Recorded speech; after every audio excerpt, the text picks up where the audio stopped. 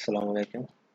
Bugun sizlarga iqtisodiy va ijtimoiy geografiya fanidan yangi iqtisodiy, ijtimoiy, geografik fanlar va geografiya jamiyatlar haqida mavzularni olib boramiz. Bunda yangi iqtisodiy, ijtimoiy, geografiya fanlar hamda geografiya jamiyatlari rejalaridan foydalanamiz. Iqtisodiy geografiyaning shakllanishi va rivojlanishida geografiya jamiyatlari tashkil etilishi ma'lum ahamiyatga ega bo'lgan. Albatta, dunyoning barcha mamlakatlaridagi geografiya jamiyatlarini tashkil etilgan yili bilan sanab o'tish deyarli imkonsiz. Chunki ularning soni ko'p va turli mamlakatlarda ularni har xil nom bilan ataladi. Turli maqom va darajalarga egaligi ma'lum. Jahondagi ayrim mashhur geografiya jamiyatlariga misollar keltirib o'tishimiz mumkin. Masalan,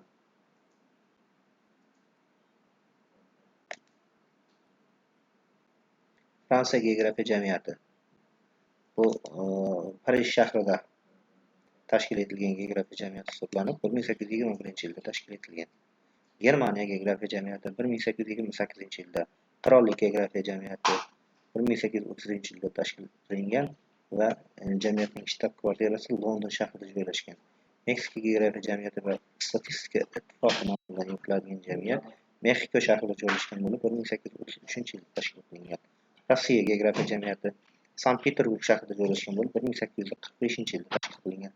Amerika geografiya jamiyati 1851-yilda Manxetten shahrida tashkil qilingan. Bundan tashqari Italiya, Gollandiya, Lissabon, Misr, Belgiya hamda Tokio, Lima, Finlandiya, Norvegiya, Turkiston, Janubiy Afrika, Sloveniya, Argentina, Kanada, Armaniston, Hindiston, Gonkong, Saudiya geografiya jamiyatlari bugungi kunda faoliyat olib bormoqda. Fransiya geografiya jamiyatini biz aytib o'tdik. Asosiy jamiyatning bajaradigan funksiyalar geografik tadqiqotlarni rivojlantirish, eksploratsiya va kashfiyotlarni tashkil qilish, ilmiy ma'lumotlarni tarqatish, geografik ma'lumotlarni yig'ish va arxivlash hamda geografiya fanini ommalashtirish bilan shug'ullanadigan jamiyat hisoblanadi. Fransiya geografiya jamiyati odatda a'zolik badali, hadya va homiyliklar hamda davlat yoki xususiy tashkilotlardan olinadigan grantlar hisobiga faoliyat yuritiladi. A'zolik badali nima bu? Jamiyat a'zolari yillik to'lovlar orqali mablag' ajratiladi. Hadya va homiyliklar, shuningdek, tadqiqotlar va ekspeditsiyalarni qo'llab-quvvatlash uchun dronlar va homiylardan keladigan mablag'lar mavjud. Davlat va ilmiy grantlar ba'zan, ya'ni ilmiy loyihalarni amalga oshirish uchun davlat yoki boshqa tashkilotlardan moliyaviy yordam olish tushuniladi.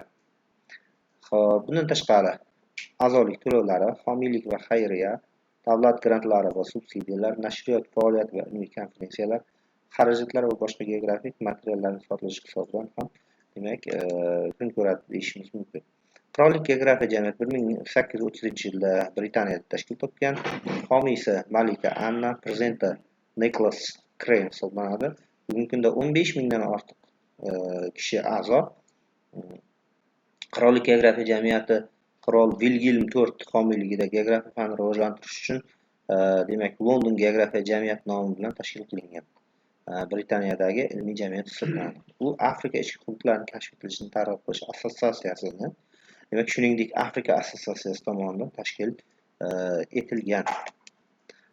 Jamiyatning asoschilari Sir John Barrow, Sir John Franklin va Francis Beaufort bo'lgan. Jamiyat sayohatlarni tashkil etishda faol hissa qo'shdi va ko'plab taniqli tadqiqotchilar va sayohatchilarni har tomonlama qo'llab-quvvatlashdi. Masalan, Charles Darwin, James Kingston, David Livingstone, William Ogilvy, Robert Falcon, Scott Richard, Francis Burton, John Henning, Speke George, Gayward Henry, Morgan Stanley, Frederick George, Jackson Ernest, Henry Shackland, Sir Edmund Hillary, Alfred Russel Wallace shular jumlasidandir. Jamiyat prezident boshchiligidagi vasiylik kengashi tomonidan boshqariladi. Kengash 25 ta a'zodan iborat bo'lib, ulardan 22 nafar jamiyat a'zolari tomonidan 3 yil muddatga saylanadi. Saylanadigan a'zolar bilan bir qatorda kengash 3 ta faxriy a'zo kiritiladi. Jamiyatda 5 ta ixtisoslashgan maslahat qo'mitasi mavjud. Bular ta'lim qo'mitasi, tadqiqot qo'mitasi, ekspeditsiyalar va dala ishlari qo'mitasi, axborot resurslari qo'mitasi, moliya qo'mitasi hisoblanadi. Rus geografiya jamiyati jamoat tashkiloti nomi bilan 1845-yil 6 avgustda tashkil etilgan. Xo'p, dunyodagi eng qadimgi geografiya jamiyatlaridan biri hisoblanadi.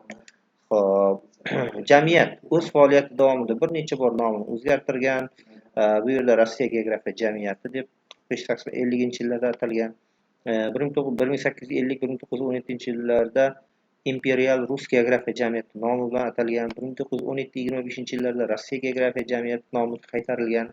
1925-39-yillarda Davlat geografiya jamiyati, 1940-92-yillarda SSR geografiya jamiyati yoki butun ittifoq geografiya jamiyati nomi bilan, 1992-yildan 95-yilgacha Rossiya geografiya jamiyati nomi bilan, 1995-yildan hozirgi vaqtga qadar butun Rossiya jamoat tashkiloti yoki Rossiya geografik jamiyati deb yuritilib kelinmoqda. Va bu davrlar oralig'ida turli xil demak geografiya jamiyatlari prezidentlari faoliyat yuritgan. 2009-yilda demak vazir Shoygu demak prezident nomi bilan atalgan. Xo'p, e'tiboringiz uchun rahmat. Sog' va salomat bo'ling.